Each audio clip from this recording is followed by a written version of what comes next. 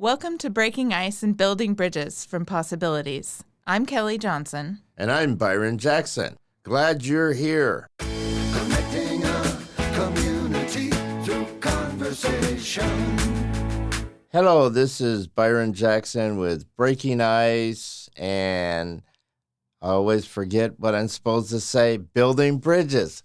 Hope you're having a wonderful day out here. It is a wonderful day for me. If you're listening to this at night, it will be have a wonderful night.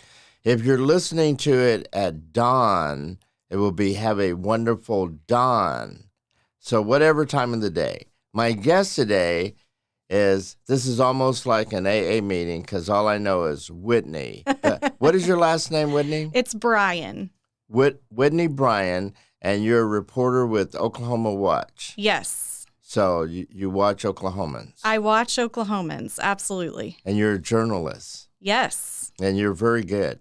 Thank you. You're very good. Whitney is, she's, well, I haven't let her talk, but she's really a very shy person about stuff she's done. So I want to ask you some questions that you don't get to answer very often. So okay, shoot. So you're Whitney Bryen, and you grew up where?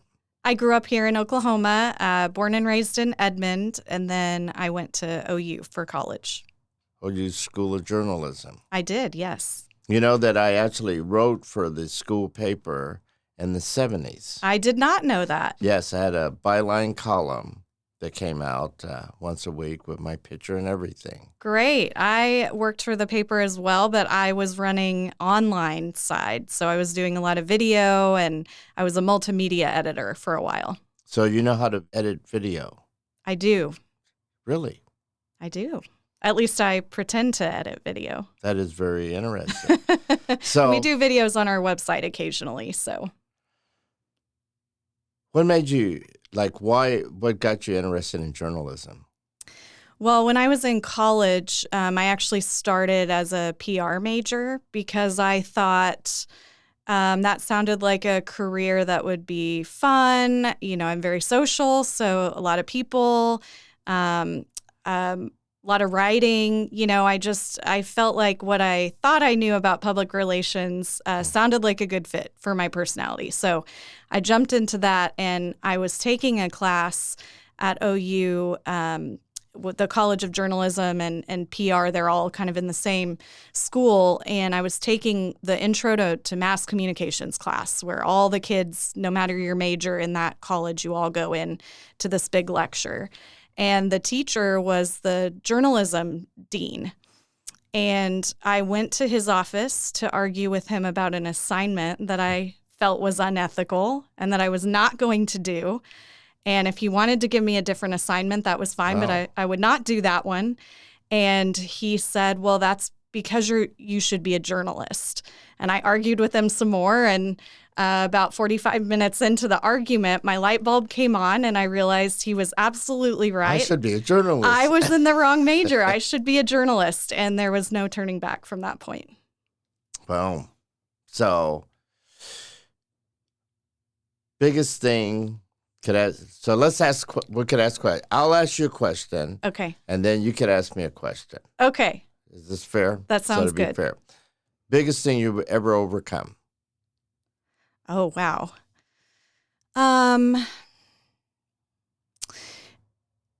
So I mentioned to you earlier, I went hiking last week, which is just my favorite thing to do in the whole world. So I would say that as a kid, I had really severe asthma, really bad. And I was athletic. I danced throughout my childhood, but asthma was always a factor. I had inhalers in every pocket, and I would collapse, when I came off stage, and someone would have to give me some breathing treatment. It was really bad and scary as a kid.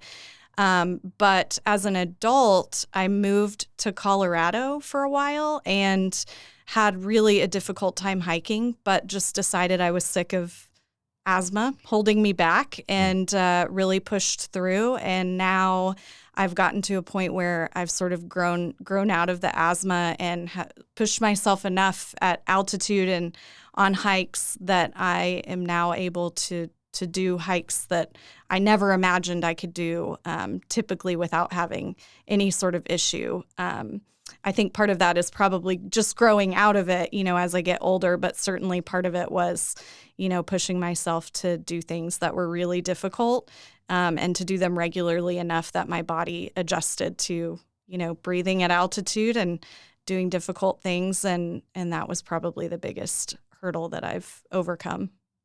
So hiking is not just hiking for you. It is also a place you go to where you've accomplished something and overcome something. Yeah. So it's like almost a badge of honor for you that I've done this. Absolutely. Yeah, I definitely find myself, in those moments of uphill hiking where you're panting and you just want to stop and, curl over and take a deep breath and cry sometimes because your legs hurt so bad. I often find myself in those moments like really feeling grateful that I'm still moving forward. And really, I find a lot of gratitude in those moments of like heavy breathing and, hard uphill walking, because that's something that, several years ago, I don't feel like I would have done. So certainly that helps with the difficult hiking to just feel like it's a huge accomplishment. That's pretty cool. Your turn. My turn. Yes. Okay. Well, because we were talking about our happy places earlier, tell me, what's your happy place and why? Music. I was thinking of that this morning. Music. I grew up, a lot of drinking in my house as I was growing up, and music was always a place that I remember going in my room and just putting on music, and music could take me places. Music and reading. And I just really still like it. I mean, I DJ on the side. I have for the last 20 years, and I only take stuff I want to take now. And I just like music. I just think there's something spiritual about, like I did an 8th grade dance, Alcott Middle School last week. And so sometimes with the audience, a group, you just hit this place where people kind of forget about how they look, and they just let the music come into theirs. And I just love helping people to reach that spot with music, because there's a place where you can release with it, and I just love it. Do you have a favorite album or a favorite song? It depends. I mean, just because I like all genres. And I also think that, now this is one of my opinions, I believe that when we label music, it really falls into the same category as how we put races and sexes and social economic things into boxes. And I just think that music is an expression. And so I really don't want to box in. So no. They could all be my favorite. Mm-hmm. Fleetwood Mac, I've listened to today, though. Do you like music, kiddo? I love music. Yes, I mentioned earlier I grew up dancing was my sport as a kid, and I did that for years and years. So I have no musical talent whatsoever. Me either. I can't read music, none at all. Never played an instrument. Can't sing except in my car with the windows rolled up so no one can hear me. Maybe in the shower occasionally, but I do love music. I completely understand what you're describing. In fact, I'm always shocked. I have brothers and lots of nieces and nephews who are much younger than me and teenage age, and they play video games and they're on their phones, but they don't listen to a lot of music. And I can't wrap my head around how they get through middle school and high school, without music. That was how we dealt with hard things and celebrated happy things and connected with each other. It was all through music. And so I'm always shocked and a little sad that they don't seem to have that same connection. I was reading an article on anguish yesterday, And it just talks about that anguish is this emotion that takes you to a place that kind of knocks you on your knees. It's like sadness and like trauma combined. And that art, like music, is one of the few things that helps us to express anguish. We don't express it, but an artist can sing something very expressive. Our writer can write something that really captures the anguish that we feel inside. And so it helps us to release. And so you're right. I mean, people really don't have outlets. Of course, we're nutty as hell right now. We're slapping each other and road raging, and because we haven't learned to have outlets. Yeah, absolutely. I try my best to introduce my teenage brothers to music as often as I can. So Now, do you have children? no kids, no. But I have I have the two younger brothers. I have a sister who's a little bit younger than me, and something like 20 nieces and nephews. I always lose count because there's so many of them. So, and they range in age from about 2 to 24 or so. So we've got pretty much one of every age, and they keep us plenty busy.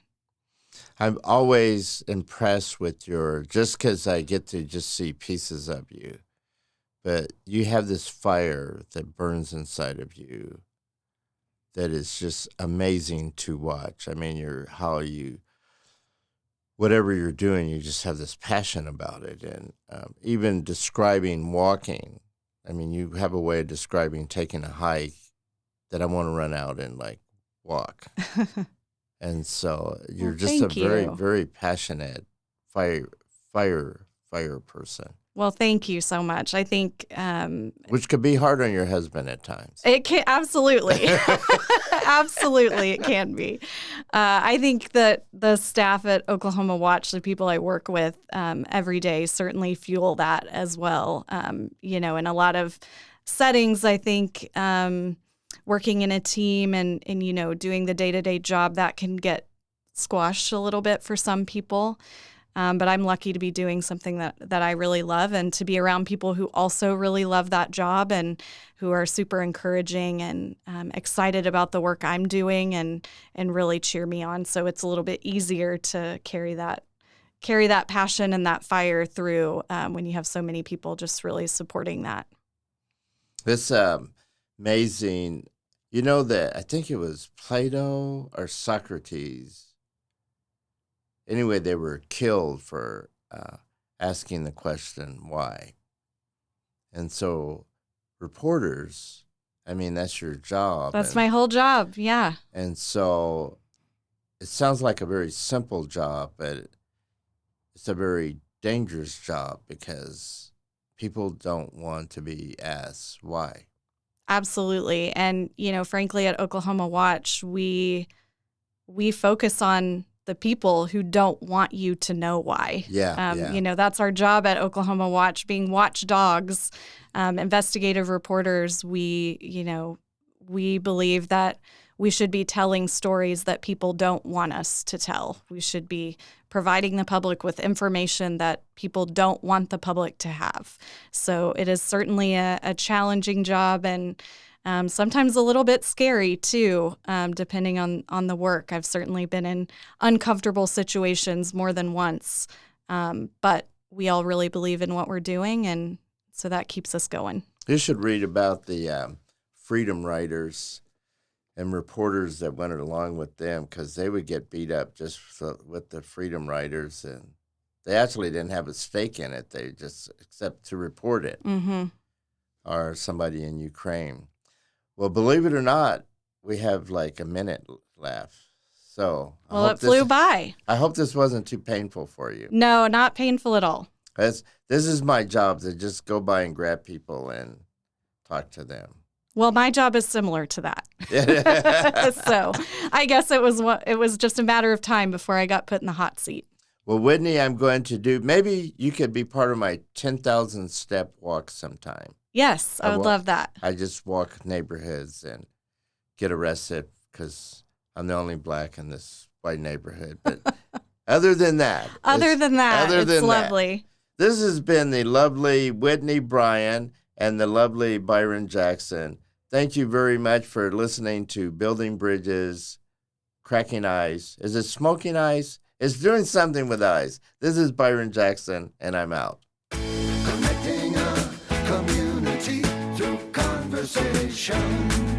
Breaking Ice, Building Bridges is the Possibilities Community Podcast platform.